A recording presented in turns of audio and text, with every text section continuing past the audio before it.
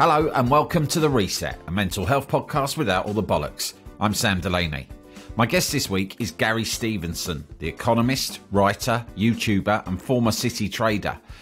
Gary was raised in a working class family in Ilford, East London, where money was always tight. But by his mid-20s, he'd become the youngest trader in the City of London and shortly afterwards, the most successful financial trader in the world. By the time he was 30, he'd burnt out, walked away from it all and devoted his talents to highlighting the inbuilt inequalities of the world economy that he'd seen up close. His new book, The Trading Game, documents this incredible story. It's exciting, like a British version of The Wolf of Wall Street, but it's also a deeply human story about ambition, money, inequality and all the ethical conundrums that those things can throw up. Suffice to say, it's a story about mental health too. As it says in the book, the city trading floor was a place where your colleagues were dysfunctional maths geniuses, overfed public schoolboys and borderline psychopaths. Yet they started to feel like family. Where soon you were the bank's most profitable trader, dealing in nearly $1 trillion a day. Where you dreamt of numbers in your sleep and then stopped sleeping at all. I found this chat with Gary engrossing, inspiring and educational, and I hope you do too. Gary Stevenson, welcome to The Reset. Nice to meet you. Nice to meet you too. Reading your book, enjoying it. It's thrilling, exhilarating, fascinating, dark at times. Your story's remarkable. You grew up in Ilford, East London, sort of dreaming, looking at Canary Wharf every night in the distance and sort of dreaming like something in a movie about one day working there. I suppose my first question is, you know, you're from a working class background. You didn't know anyone who'd worked in that world or been anywhere near that world. So what do you think gave you that sort of belief from such a young age that you would end up there? I think ever since I was a kid, really, I was always probably a bit immodest to say it, but I had kind of a gift really when it came to maths. I was always like very, very good at maths. I won a few maths competitions growing up. I was always just sort of like the top kid in school, really, if I'm allowed to sort of say that. And I got into a grammar school. I went to a grammar school, Ilford County High School, which had more sort of middle class kids, middle class backgrounds. Ilford is a very South Asian area. Ilford County High is a very Indian school, and had just loads of sort of Indian mates basically, and they just had really good knowledge of what were the good jobs, what you're supposed to do. And you know, if you're sort of the smartest kid in school, I just sort of figured, yeah, why not me? I guess. Yeah. And was that something that your parents sort of encouraged you in as well? I think my mum especially, she recognised I was very good at maths very early on. And she did sort of encourage that. But really, my parents are not sort of super like do well at school types. I think I just sort of, I was interested in it. I think more than anything, I was quite a competitive kid, really. I wanted to sort of I was that kind of kid that will make sure they're the top in the class and then just stop working. You know, I think that kind of annoying kid. But you're also really interested in or had, you know, a lot of feelings about money from an early age as well. Where do you think that came from? Yeah, I write about that a bit in the book. I mean, I was just super aware. I remember being super aware. There's this one story in the book, isn't there, of when I was a kid and my parents gave me a £1 coin to go to the Esso garage and buy some lemonade.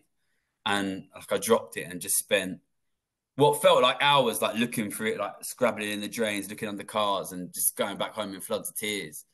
I was just super aware, like the whole time I was a kid, that my parents didn't have a lot of money, that it was a problem for them. I didn't want to ask for money because I knew they didn't have much money. So like as soon as I could, I got a paper round. As soon as I could, I got like a weekend job. And I think, you know, you grow up in London, you're just aware of these things, and it's expensive. Even back then, it was an expensive place to live, and you see people around you have got stuff that you don't have. It's hard not to see it, I guess. When you sort of moved up and, you know, you did really well at school and then you had the opportunity to go to London School of Economics, again, did you feel like a fish out of water? Yes and no, I remember. So I did maths and economics at London School of Economics, which is the only subject in the maths department there. So it's a lot of sort of maths geeky kids. And I don't know about you. When I was a teenager, I thought university was going to be like American Pie, you know. And I remember we went on this uni trip to this sort of fancy lodge in the countryside. And I remember bringing a 2 litre bottle of vodka. And I remember turning up to like one of the like all of the students are meeting in this one room. And the guy who opened the door just said, "You better not spill any of that on the floor." And they were all in there like playing chess. I couldn't believe it. Yeah, they were different types. LSE, for people who don't know, it's a very elite university. It's full of like basically kids of millionaires and multi-millionaires, sometimes billionaires. But at the same time, you know, the way I saw it was, I can still be the best at maths. I can still do the best in my exams. That's sort of my fallback, you know. As long as I can beat all these guys in their exams, no matter how much their dads pay for their education, then I'll be all right. Was that almost like a bit of an incentive as well? The fact that you knew a lot of these people were from very privileged backgrounds and you were there based on like this sort of incredible talent you had, you know, this intelligence with numbers. And did that give extra incentive to be the best and to beat the others? Because you talk about this thing of always wanting to win. Yeah, well, there's this one story in a book. So my first year at LSE, when I was 19, that's when I got like my first proper girlfriend. And like I was back in Ilford. She was 1 year below, so she was still in like high school. And I was like back in Ilford, like with my girlfriend all the time. Like I was but barely in school, but I still did pretty well in my first year.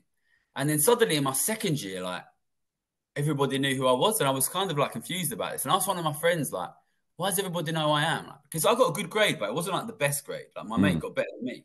And he said, "Yeah, but nobody expected that from you."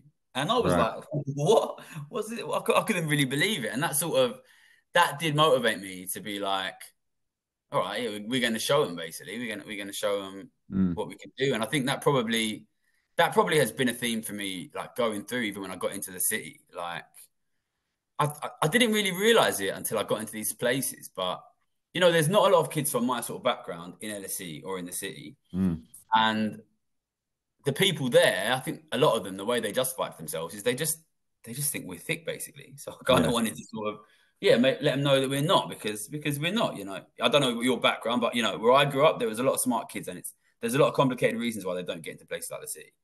Yeah, it's a good motivator when you're treated with snobbishness or people underestimate you or look down on you. It can be a massive motivator, can't it? And it is interesting that you say that they don't. A lot of these kids from privileged backgrounds tell themselves that it's not the privilege; it's just an intelligence that's superior that gets them there. So it is it's a great story. The fact that you went and kind of, you know, disproved that to so many people and defied so many people's expectations. Tell us a bit about how you ended up being the youngest city trader in London. Yeah, so I went to LSE and I kind of just naively thought, you smash up your exams, you get a job. I thought that's how it works. The way it actually works is you have to send like 30 CVs and cover letters to like 30 different investment banks asking for an internship. And, you know, obviously a lot of these kids at LSE from very privileged backgrounds, their families have been kind of prepping them for this. So they'd all like played oboe in the Royal Albert Hall, or like been president of the Junior United Nations, or like trekked the Sahara Desert or something, you know? So, and when I was a teenager, I was working at DFS, the sofa shop in Beckton, fluffing pillows, you know what I mean? Trying to be a grime MC in my spare time. So I was just like, I couldn't really believe it. Like, I felt like it's a bit of a con, basically. You know, you do all this work to get all these grades, and then you just overruled, basically, because you're from the wrong background. But one kid, a guy from Grimsby, who I'm still friends with, who I had no idea who he was. He was near above me. He came up to me in the library one day and he just said, you know, Citibank hires one trader a year through a card game, which is basically a maths game. So, like, you know, you should go, and if you win this game, you get a job. And I was like, all right, I couldn't believe it, basically. So I just sort of became obsessed with this one game, like memorizing everything about this game. When you say card game, literally a card game? Literally a card game. It's just purely a numbers game. There's a special made deck of cards, which Penguin have been printing them out, so maybe we can get you one Right. if you want. It's Yeah. especially made deck of cards. Some are higher, some are lower. You get one, I get one. Mm, There's like some sort of common cards, and we're basically betting like through a trading system of mm. like what the total is going to be. So if I've Right. got a high card, I'm betting it's high. This kind of thing. It's kind of a poker style bluffing game with a kind of like a trading mechanic. But really, I just viewed it as a maths game because really it's a numbers game. It's a pure numbers Mm. game. So, I was good at maths. I just got down, like, memorized this game, went to the LSE round, won that, went to the final. And, well, you'd have read that bit, I guess. So you see that the final was some complicated stuff happened. I don't want to spoil it for the reader. But eventually I was given the job, let's say. The reader can see what happened. It's amazing stuff. I mean, there are so many like points in your story in your book that is like you're watching. It's been compared to Wolf of Wall Street. Um, it is cinematic. A lot of the dramatic things that have happened in your life, and you must, when you were writing this book, have thought, Jesus Christ, what a wild ride I've been on and been through, and we haven't even got to the bit yet where it's all really kicked in with the lifestyle and all of that sort of stuff. What was it like when you first entered that world? Because it seems to me, from my questions, from what you told me so far, is that you always had a self-belief and a self-confidence that got you through any situation, however incongruous you felt there. But did you know how weird was it when you stepped into City trading floor? It's a weird place. So for people who haven't seen a trading floor, Citibank is a massive, massive bank. It's an American bank, so some people might not be aware how big it is. It's one of the biggest banks in the world, and they're one of the biggest trading banks in the world. The trading floor here in Canary Wharf, I still live quite near it. Mm, Massive, massive room. There's these rows and rows. Everybody's got like 10 screens, massive screens, and like you can't see sort of both sides at the same time. It just seems like millions of people. It's a weird space. I think one of the weirdest things about it is the sort of the lingo, the terminology. Like you don't understand what anybody's saying, and sort of. I turned up and I was just kind of asking people questions and nodding along. I had no idea what anybody was saying, and it was kind of amazing to me that nobody realised I didn't have any idea what was going on. But mm, the whole way through it, like you say, I was a very confident, very competitive kid, and I think I'd been the top at LSE, I'd been the top, at my schools growing up. So I kind of thought, well, I looked around me, and you'd have read the book, so you mm, see, I assumed going in the trading floor was going to be full of geniuses. It turned out it was kind of full of like just totally insane people more than anything else. mm. I looked around and I thought, well, if these guys can do it, yeah, why not me? Okay, so this is an interesting thing. Does working in the city send you insane?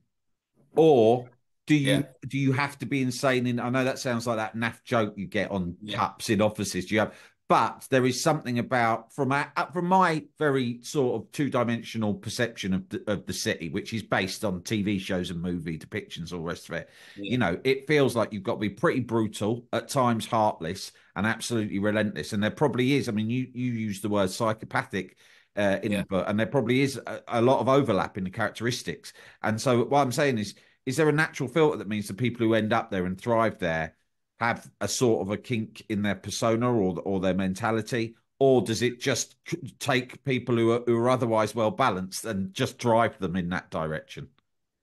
I think it's a bit of both. I Mm, think, not everyone who goes into the city is the same, but it tends to attract very, very competitive people, mm, especially when it comes to trading. A lot of very, very competitive young men, because it's very, very difficult to get that job. The people who get into it have generally been sort of prepping for a long, long time. So these are the kind of guys who have been kind of obsessed about getting into that world since they were like 13, 14. And often they've sort of made a lot of sacrifices. They've been obsessing about getting into it for a long time. But, not everybody is totally mad. I mean, a big part of the book is kind of my story of how it affected me, basically. And it's a very intense job. It's very stressful. I remember like quite clearly a thing that happened early on when I first started being a trader, which was I was walking through Ilford Exchange, which is the shopping mall on the top floor, and we walked past like a TV shop. You used to have them back then, and there were all the TVs in the window, and the news was on, and I could see something happen on the news, and I knew straight away like I'm going to lose like 200 grand when I walk in the morning. And Right. I think living this kind of life where anything can happen at any moment that's going to hit you, it Mm. does affect you. And the guys who I was on the trading floor with, there was kind of like this sort of hazing. I remember my first day on the floor, I went as a full-time employee. I went to get lunch at the canteen, and I came back, and the guy next to me was just staring at me, and he was like, "Where have you been?" And I was like, "I've been to get lunch." He was like, "Where did you go?" I was like, canteen." "What Mm. did you eat?" Like sausage and beans. And then he goes to me, "I've worked here for 10 years, and I have never eaten in the canteen. We eat on the desk." Like this kind of like Mm. hazing mentality. People would grab you and be like, what was the UK services PMI that came out just now? And you had to know the number. So I think there's a kind of, it trains you into this kind of hyper vigilant state. And it is unhealthy, I think. And I think it's not just traders who experience this. I think often, living in increasingly financial insecure world, an increasingly online world, Mm. a lot of people get trained into this sort of hyper vigilant state where they feel like I can't make any mistakes. I have to be always on the ball. And I think Yeah. that it definitely affected my mental health. And I think it does affect the mental health of the people on the trading floor. But of course, a lot of these guys have been to public school. And Mm. and if you read about the experiences of public school, that kind of level of competitiveness and a sort of certain coldness and brutality is sort of every day.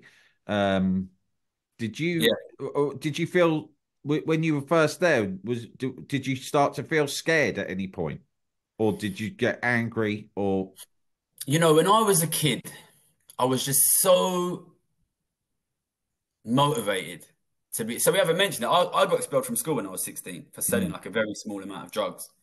And that was a very traumatic experience. And I think I responded to that by just saying, like, no more mistakes. Mm. We reach the top. Nothing's going to stop you. Like, you're the best. You're going to do it. And I think a lot of young people will sort of relate to that. They've sort of felt similar things. Like, I'm not going to let it stop me. So I was never scared. I was that kind of guy that I was just like, whatever you throw at me, I'm going to deal with it. I'm going to go over it. I'm going to like push through it. And I was successful. I was a very successful trader. It wasn't really until sort of a few years down the line that I started to sort of realize the toll it was taking on me. Mm. So I wasn't really scared. I was very confident. I was a coper. I was a kind of like an overperformer, like a hyper worker. And I was really, I was pushing myself too hard. And over the years, that led to a burnout. Were drugs and drink a coping mechanism? Not for me. I was not that kind of guy. There's another guy in the book, a good friend of mine called Harry Samby, that sort of came in through me. And he went down that path. And a lot of people did go down that path. But after I got expelled for weed at 16. I was like, this is it. We don't do this anymore. No more drugs. I mean, I was drinking, but only just when people bought me drinks. So, I would very Mm. rarely have more than sort of one or two drinks a night, really. And that was by sort of later in my career, I basically stopped going out entirely. Right. So I was sort of not your typical path. I think we have people that cope by sort of going into these, drunk, drink, drugs, gambling, these kinds of things. But there's also people that just double down on work, or like, you even get people that I think really go aggressively into things that might be healthy behaviors in moderation, like things like gym. People are going Yeah. to really, really hit the gym. I'm going to really exercise. And I wasn't really going mad at the gym, but I was the other type, which is classic workaholics. People that Right. just go right in for the work really hard. So I was that type. I wasn't really partying much. I wasn't really living much at all, really. I was just trading and trading and trading. What were you doing with all the money you started to make? Nothing really. Not it's crazy. I made so much money, and I was that kind of guy. We talk about this in the book. Here's my target. I want to make 100 grand. 100 grand done. Next target, 500,000. Next target, million. Like, and it's Mm. just like it's like playing fucking Sonic the Hedgehog. Sorry, am I allowed to swear? Yeah, yeah, absolutely. It's like playing Sonic the Hedgehog. It's just like Yeah. top score, top score, top score. Like, and it's in hindsight, it's stupid, but that's just the kind of person that I was.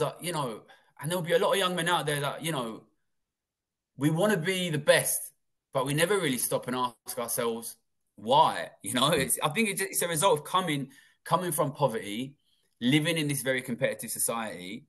Just wanting to show what we've got. And Mm. it was only, I was in a weird situation where at a very young age, like 24, 25, I became the top trader in the world. And then it was only really that forced me to sit back and ask myself, all right, what was this all for again? What was the point, you know?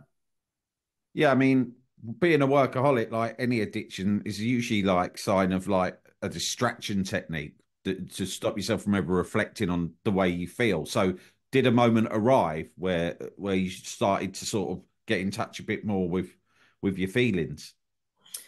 Yeah, so when I was, how old was I? 2011. So when I was 24, I started dating a girl. It was like maybe my first like really, really serious long-term relationship. And she was a really nice girl. She's from Norwich, just like very sensible, normal girl. Not like me, who's insane Mm, trader at the time. And we started dating in 2011, which was the year that I became Citibank's most profitable trader in the world. And that was a massive deal for me. I made a huge amount of money, and I got my bonus. I cycled home. I sat down in the corner of my front room. I got all my paperwork out. This is how much I'm getting. This is what I'm doing. What am I going to invest in? This is going to go here. That's going to go there. And my girlfriend at the time came round. Her name in the book is Wizard, which is what I used to call her. She came round and she looked at me, and I could see when she looked at me that she was thinking, "Fucking hell, he doesn't look good." And I mm, was thinking, "Oh, why are you looking?" And then she came over and she was like, "What are you doing?" And I was like, well, I'm doing my investments." And she's like, "Well, you seem pretty stressed out." And I was like, "Well, it's a lot of fucking money. Of course I'm stressed out." And she just said to me, "If I just made as much money as you just made, the last thing I'd be doing is sitting in the corner of my living room stressing the fuck out." mm, And this little part of me straight away realized, fuck me, she's fucking right, isn't she? What the fuck am I doing? But mm, this other part of me was like, fuck you. Like, what the fuck are you doing? Like, I fucking worked hard for this. And it was mm, sort of, I think this, dating her, she was probably the first person, like when I was a kid growing up, people knew who I was. He's that guy that got expelled from grammar school. He's that really smart kid. He's going to go be big shot one day. So I was kind of being judged for these kind of external things, mm, intelligence, success, money. mm, And then I dated someone who it really felt like they just like me as a person. She was like, "You fucking hate that job, you should quit."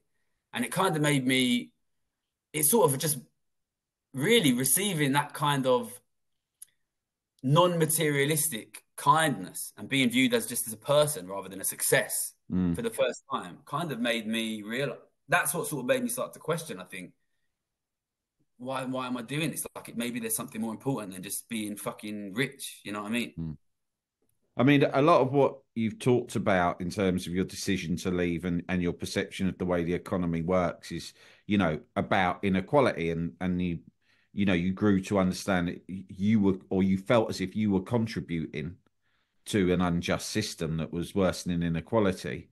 Um, that which obviously that's a view that that's there's some I don't know how political you are, but there's something political about that. But did that all start from more of like a human perspective, like her intervention for you to start seeing yourself from a more human perspective? Is that how this sort of, because it was almost like a road to Damascus moment you had? Yeah. Well, in a weird way, like this came out of the trading in a way, but it does have a human angle. So in 2010, I had my first like big loss as a trader, which is when I was 23.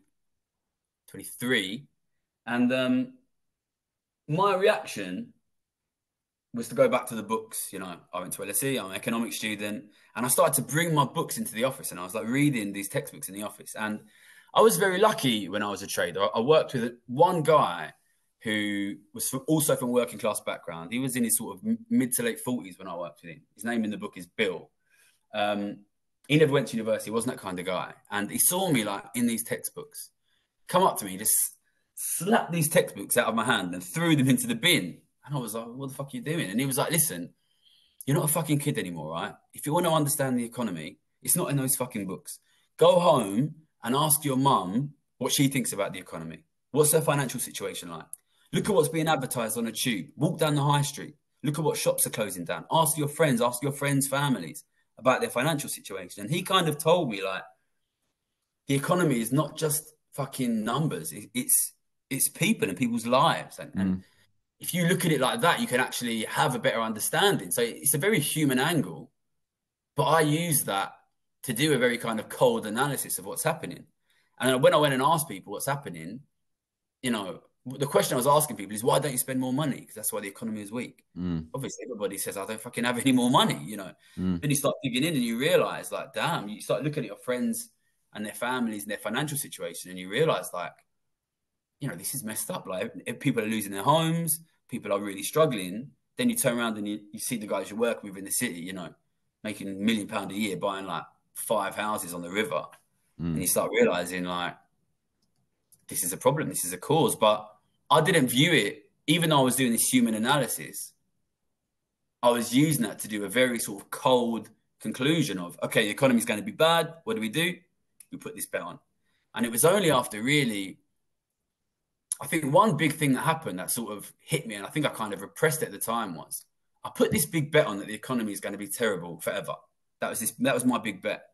And then just like a week or two later, the 2011 Japan Fukushima earthquake happened. Mm.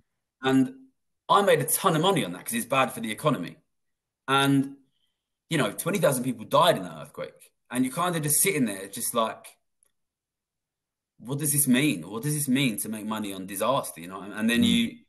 you just kind of ignore it. And then you say, okay, we're going to keep having more disaster. Then it happens. And then I was Citibank's best trader in the world based on betting on disaster. And it's kind of, it's such a crazy experience to have as a person. But yeah, I was not a political kid. I wasn't really raised to ask these questions about what does it mean? What should we do?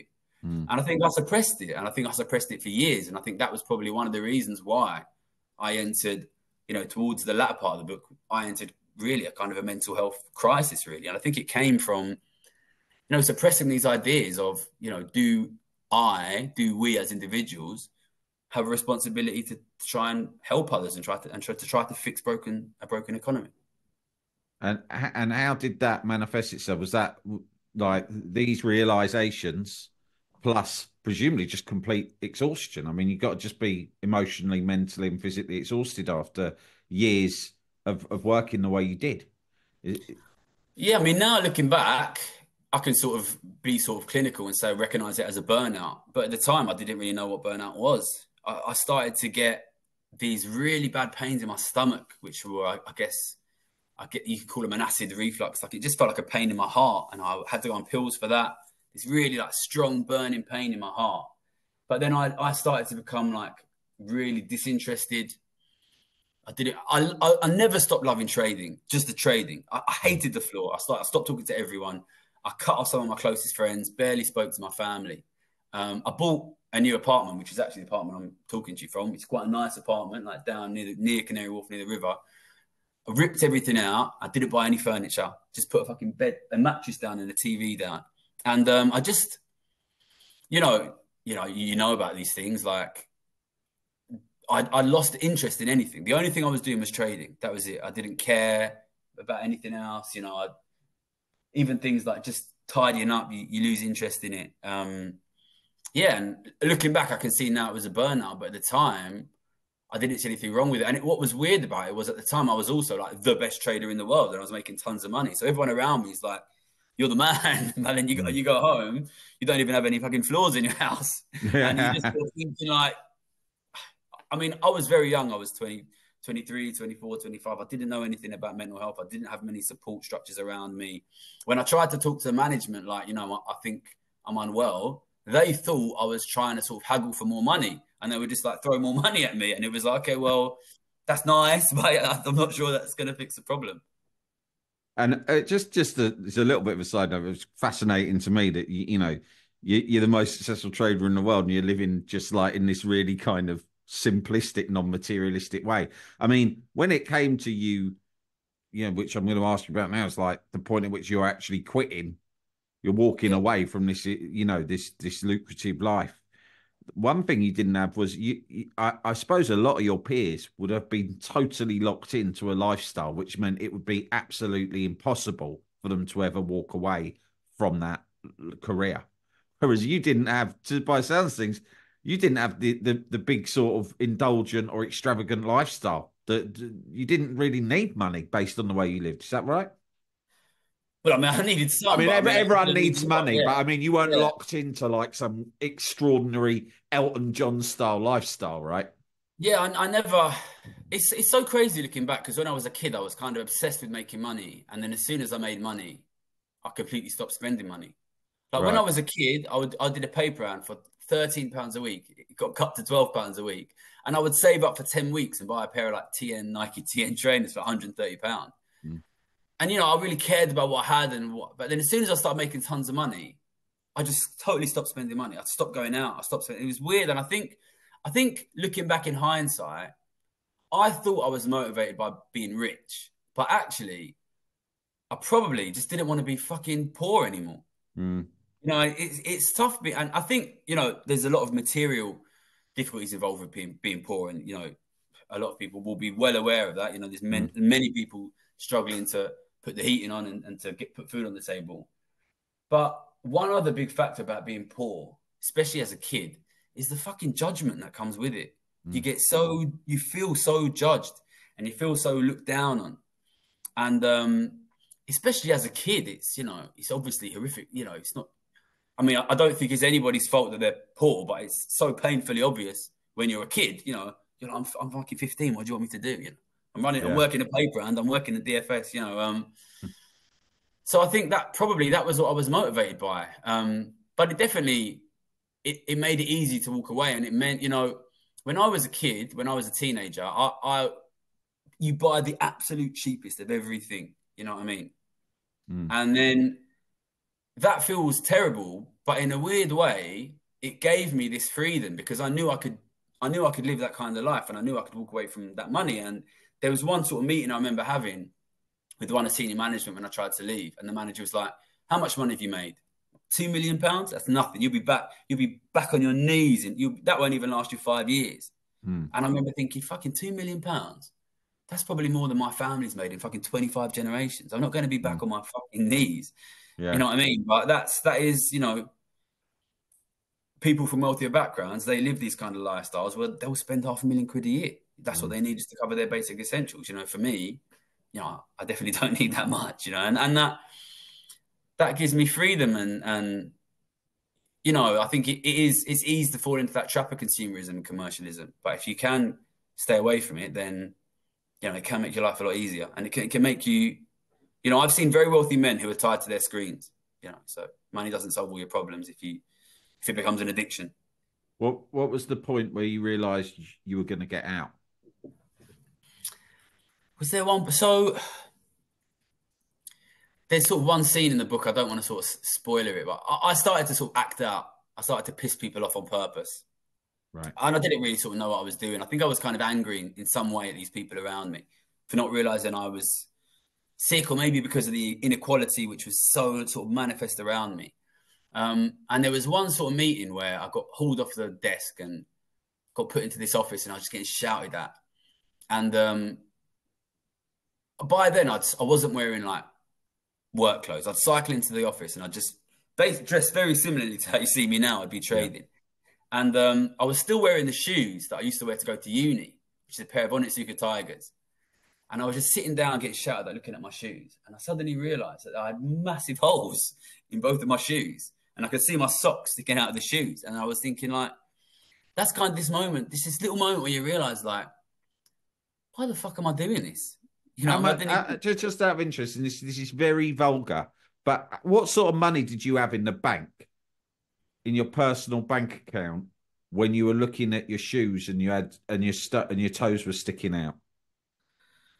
well, I mean, I was very active in investing, so I wasn't keeping it in the bank, but I'd been Yeah. paid like £1 million in the previous year. Right. Right. Yeah. Um, but I had become like like a money making like machine in a way. Mm. It's Mm. what it's and for me a big part of the book is about kind of the dehumanization that comes with the obsession with money in our society. Yeah. When you turn people into numbers and you make people obsess about money. I've got so many people that I know. I was the same when I was younger. They just think if I just had more money, everything would be fine. If I just had Yeah. more money, everything would, I don't all want to disrespect the many people who are living in serious poverty that do need more money. But Mm. the truth is, there are a lot of things in life that are very important that are not just about money. you will know that, you know. Mm, But mm. we create this society which forces so many people into poverty, forces so many people to obsess about money. You know, what are the things that we're forgetting about while we're obsessing with making more money? You know, I was definitely forgetting about a lot of things myself. So sorry, you were acting out at work, and is that what brought it all to a head? Well, I sort of kicked off, and then I just said I want to quit. I hadn't planned it at all. Just came out. I want to quit, and my boss was like, "Why?" He was sort of shocked, and they sort of managed it. They were like, "Look, you can't." What I asked for was a sabbatical. I was like, "Right, I don't need to quit. I want a sabbatical." And they were like, the big boss was like, "Don't give him a sabbatical because he'll never come back." And you know, I was like the big trader guy there. You were too valuable to them, presumably. Yeah, basically. Yeah. So like, don't give him a sabbatical. What we'll do is we'll offer to move him to Japan. We'll give him like a nice big corporate apartment, a nice big salary in Mm. Japan. He's young, it'll be exciting. We'll send him to Japan. And I was kind of like, I don't think that's a good idea. And then they were like, no, you have to go. It's kind of weird, sort of sinister way. And then they sent me Mm. to Japan. And of course, like, you know, if I was struggling for support structures in London, you can imagine in Japan, you know, I didn't speak the Yeah. language, I didn't fucking understand anything about the food, I had no friends there. It was super alien culture, and I sank really deeply into a depression basically when I was there. I was still making money as a trader, but that's when I kind of decided, like, you know, my stomach problems were terrible. I lost a ton of weight. I got down to, I think I was less than 9 stone. And, you know, Yeah. I'm quite a small guy, but nine Yeah. stone is not a Yeah. lot. I mean, and I think I was pushing it away. I was kind of in denial that I was having mental health problems, but it reached a point where it was so obvious. And my girlfriend was, you know, really worried about me. And she was just like, "What are you doing? You know, you need to." And then that's when I sort of realized, you know, this has gone too far. Like, we have to walk away from this. Whatever happens, like, we have to walk away. Mm. And they tried to stop you again, didn't they? I mean, there was sort of like the book opens with some, thinly veiled threats from one of your bosses. Yeah, we've got the opening scene of the book, which is my boss in Japan, who was an American, making it pretty clear, let's say, that it's not going to be easy if I want to leave. Mm. It's quite a dramatic scene, but obviously you know, it was very traumatic. You know, it was basically saying, you know, if you leave, you know, we're going to sue you and you're going to lose everything. And you know, I didn't have a lot of support out there, and I'd worked fucking hard for this amount of money. And also, at the time, my mental health was so bad, I basically thought I'm never going to be able to work again. That's what Mm. I thought. I'll never be able to work again. So I need this money because I can't work anymore. Like, I need this money to pay the bills and to buy food because Mm. I can't work anymore. But yeah, they made it very difficult. They set a challenge for me, but I'm here now, so you can read that full conflict in the book. It Yeah. was a difficult time. What was your recovery like? When you sort of left, that's you start to get the work is no longer providing the distraction or the numbing sort of effects that it had done for years. So when you just had to sit and get in touch with all of these feelings and issues, how did you go about that? Did you see therapists? What was it? You know, it was a weird thing, right? Because I wanted to quit, leave Japan, and come back to London. But because the bank kind of basically refused to allow me to quit, I was forced to stay in Japan and not work, basically. And I ended up taking a bit of sick leave. And it was a weird one because, you know, I was kind of being threatened with being sued by like the biggest corporation in the world. And I wasn't able to work, but I was kind of like stuck in Tokyo. Mm. And the fifth part of the book is set in Tokyo, and the opening line of that part is Tokyo is a wonderful place to be depressed, especially in the autumn. And Tokyo is a funny place because I think Japan is a culture that is obsessed with the obligation of the individual to society and to the people around them and to others. Whereas I grew up in London, which, you know, has a culture I think of, you know, get the money, sort yourself out, you know. Mm. And there's one scene in the book, it's towards the end of the book. It's not a spoiler because it's a very short scene. I went to karaoke I started to make friends in Japan, and I hated karaoke. I hated it. I'm actually quite a good singer, but I hated karaoke. I used to get very self-conscious. I wasn't used to it. And I sang my little song and I sat down, and this old Japanese man, he said to me, "Listen, you're doing karaoke wrong. He said, you don't need to worry about whether you sing well or you sing badly. The only thing that matters is that your guests have a good time. Mm. And there's this idea in Japan that you should care about others and make sure people around you are doing okay. And obviously, I received a lot of this attention in Japan. And when I first went to Japan, I wasn't used to it, and it just kind of stressed me out. And I got very I felt claustrophobic. But then being forced to sort of wander around Tokyo for like a year without any work, learning Japanese, getting used to the people, and receiving this kind of care, it kind of started to like slowly heal me in a way. Mm. And I started to make friends that didn't know I was a banker, didn't know I was a millionaire. They just thought I was some, if you're an English guy in Japan, people think you're like an impoverished English teacher, because that's what Right. most English guys in Japan are. And I just started to get treated as just a human again, rather than a millionaire banker. And it was a long process, and a couple of years in Japan didn't fix everything. And I've done therapy since I've come back, and it's been, I think the work that I do now, which is not for me, which is for others, I think does a massive amount to help me. But I think I've heard, who was it? I heard somebody talk about it. It's like, first you find yourself and then you find others, you know what I mean? Mm. And I think for me, being cared about and being in a space where people cared about me freed me to care about others. And now when I go to karaoke, all I want to do is make sure that people have a good time. And like, paradoxically, I enjoy it much more. Right. Now that I'm caring about others and thinking about others makes me enjoy my life much more. And sometimes I think that in this country, especially in London, we have too much of a self-focused culture that obsessive with ourselves. And I honestly don't think humans can be happy if they're obsessed with themselves. I think you need to be connected with others. You need to care about others. You need to give others. And I'm not a professional psychologist, so you can take it that what you will. But for me, and I wouldn't say I'm a paragon of perfect mental health now, but I've come a long way from where I was. And for me, a big part of that is learning to take care of other people. Yeah, well, I mean, I'm not a professional either, but it's something that certainly when you hear people who've made a recovery and people who are close I sit in in meetings with other people in recovery from all sorts of things, and it's one of the most common things that comes up is aligned with what you said, is that the more you devote time and energy to helping others, the better you feel. I guess my biggest question before we wrap up is like, you seem to have been, from what I can establish, you were born with a certain innate drive and competitiveness. And, right from a young age, that seems evident. That's just part of you. And it helped you get to where you got to. But also it sounds to me as if it was, it was also a burden in many ways. Have you managed to sort of push that down?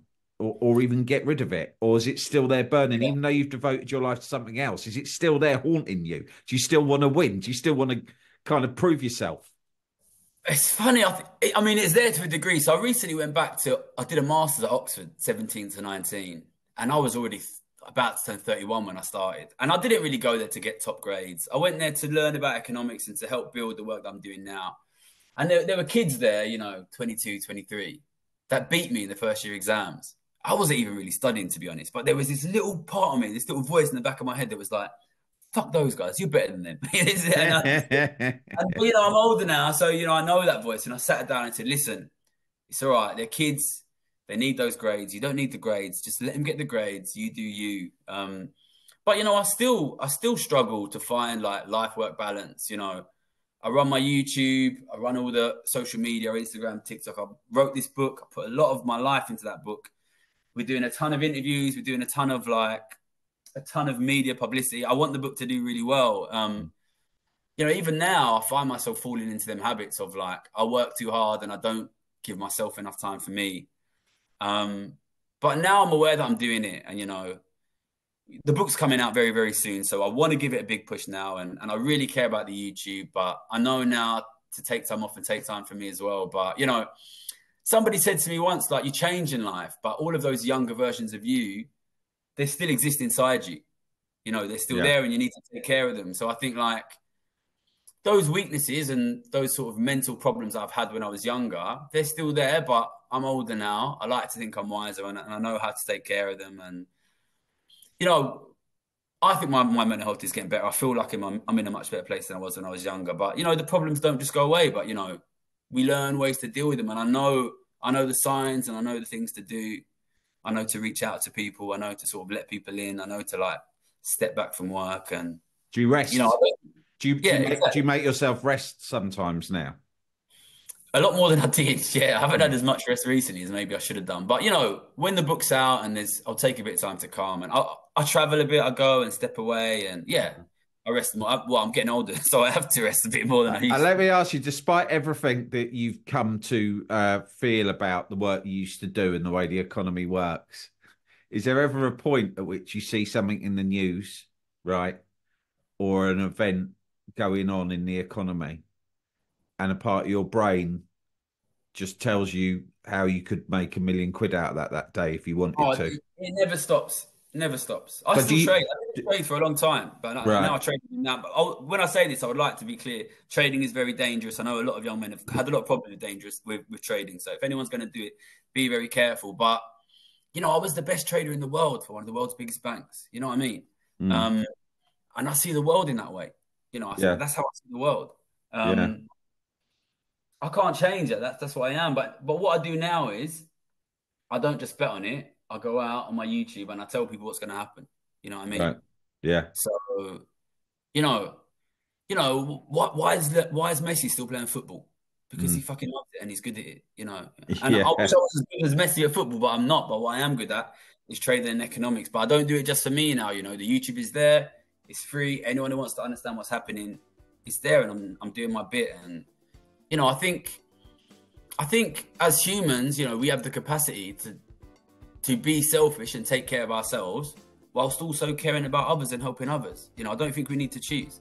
You mm, know, I still trade, I still make money. I don't think those are bad things to do. But at the same time, I work hard and I do my bit to try and fix the problems we have in society. And I think, you know, I like to think I have enough space in my heart, both for myself and for the people around me and for the people of this country and for the people of the world. And, you know, I think we all do, you know, you don't have to choose between being selfish and caring for others. You know, we're big enough to do both. And I think that's what you need to do to be a complete person, I think. Gary, it's fascinating listening about your life, and you're an inspirational guy, and you know, just incredible things that you've done and incredible stuff that you've written in this book. So my advice is to everyone to go out and buy it. It's an incredible read, and I'm very grateful for your time today, Gary. Cheers. That's right. Thanks so much, Sam. Nice to meet you. That was Gary Stevenson. His new book is called The Trading Game, A Confession, and it's published on March 5th. You can check out his incredibly informative videos on the economy and how it works over on his YouTube channel, which is called Gary's Economics. I can highly recommend that. Thanks for listening to the pod as always. If you don't already do so, please subscribe to The Reset at samdelaney.substack.com. You'll get this podcast sent to your inbox direct every week, ad-free, and also regular newsletters and bonus pods too. Thanks for listening, as always, gang, and until next time, be lucky and don't let the dickheads get you down.